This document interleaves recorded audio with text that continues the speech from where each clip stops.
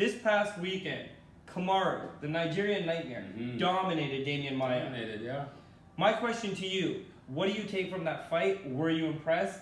And what are his next steps? What I took from that fight was a nap. Okay? that fight, literally, I was hyped because I actually didn't watch the first part of the card, okay? So I came in for that last fight thinking, okay, this is the big one. Yeah. You know what I mean, Maia, Usman. Yeah. Let's take this in, popcorn, all the rest of it, beer, yeah. By the third round, I was literally, like, my eyes were closing. Yes. It was very difficult to watch for me, so great fight, great performance. I mean, he won the fight. He won, dominated. If you ask me what I took away from it, though, I don't remember because You were sleeping. I was sleeping, yeah. Damian's performance was pathetic. Okay.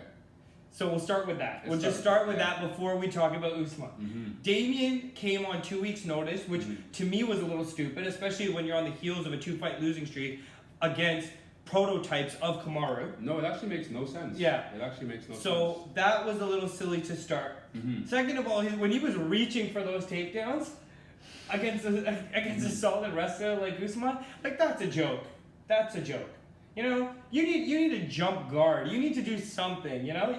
But this guy, like, and this is, I guess, what makes Demian Maia, right? Because he's, like, so sick at his one style that, like, when it works, you're just like, wow, no one can stop it. When it doesn't work and he has no semblance of a plan B, you're just like, is this guy joking? Don't you think you should change your strategy by round 3 or even 4 or 5? And like, do you want to just get beaten into the pulp and then just lose by decision? For me, I take it to his coaches and his management, though, because, like, what?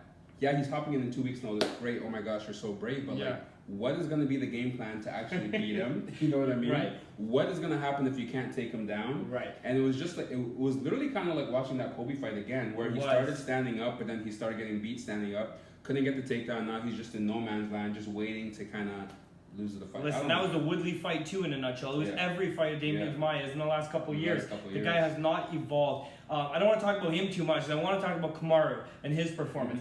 And although I do think, you know, obviously it wasn't his best performance, I was impressed by it. I thought he did what he needed to do to get the W. Especially he did come out and say that he had broken hands in the fight. And he's not one to make excuses. I've never heard him make an excuse before. So I actually thought it was an impressive performance to get the W. Obviously, I thought and wanted him to get the finish to really cement his place in the division. He didn't do that. So what's his next step? Who should he fight next? Next fight for Kamaru Usman. I like that matchup against Colby Covington. Okay. Right? Like, I like the fact that they have all that drama, all that beef from before. You know, they grew up apparently they live 20 kilometers apart, whatever it is. They're both wrestlers, all that stuff that they're always talking. And they're the exact same fighter. And they're the exact same fighter. So I actually don't know who would win that fight, and for me, that's intriguing. I agree with you. I want to see that fight. Do you? But I disagree with you that that's not the next fight to make. Oh. So I think Colby versus RDA is already happening. Okay. That's happening in early June. Okay. Winner of that is guaranteed a title shot because that's for the interim belt. So those guys are already locked up, and assuming Colby wins, he's already fighting for the title now. Yeah. I don't want to see him fight Usman coming off a loss because I don't like putting winners and losers together. True. So my thing is, coming up next weekend, I'm not sure if you know, there's a big event in Liverpool, England. You talking about Darren Till? Darren Till versus Stephen Wonderboy Thompson. Winner of that fight needs a dance partner. Yeah. Kamaru, you can be that dance partner.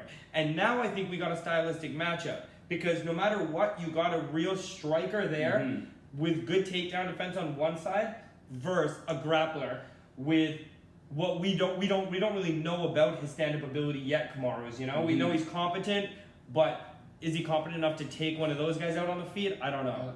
I still feel like Usman, like, yes, it was a winning performance, but really from where I'm sitting, it was a losing performance. Because, like, he didn't gain any fans. It just wasn't anything to be like, aha, give him a title shot or anything close to it. I still think he gets, if Darren Till wins that fight against Wonderboy, he's probably going to get a title shot.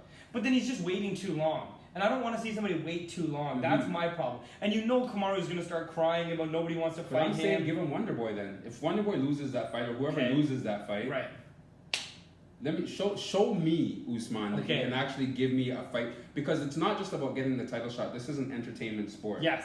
Do I have to fall asleep during your fight?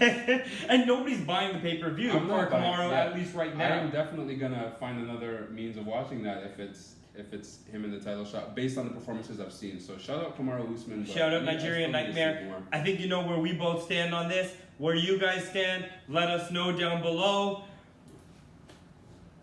And we're out. Oos.